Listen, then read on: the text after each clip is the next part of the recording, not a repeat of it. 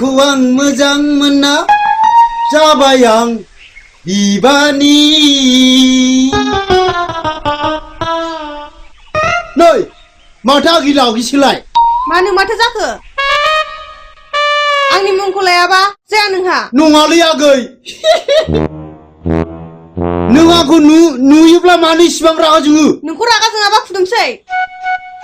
फाग्ला ओइ मा बुंखोलै नोङो 5.5 फुट 1.5 इंसि वाल खिबुआनो गावखौलाय मा सानखो नोंलाय लावजि गिदा नोंलाय फाग्ला गेन्द्रा हायथाथानो बानलु थप सासायानो हगार लामाया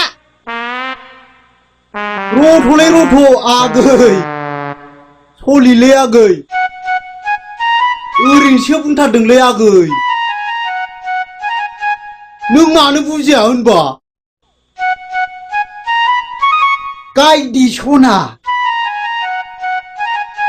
गावखौ इसिबां मोजां मोनो आङो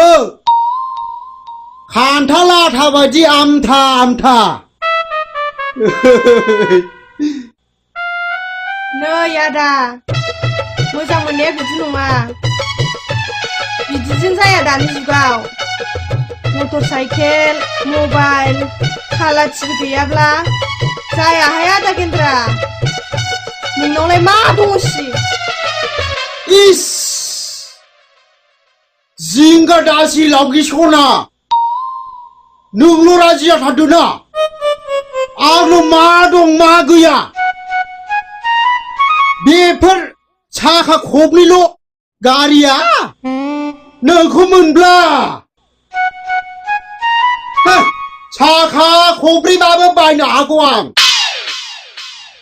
ए नोंगौ आदा गेन्द्रा बिदिबाथ' बिराद मोजांहाय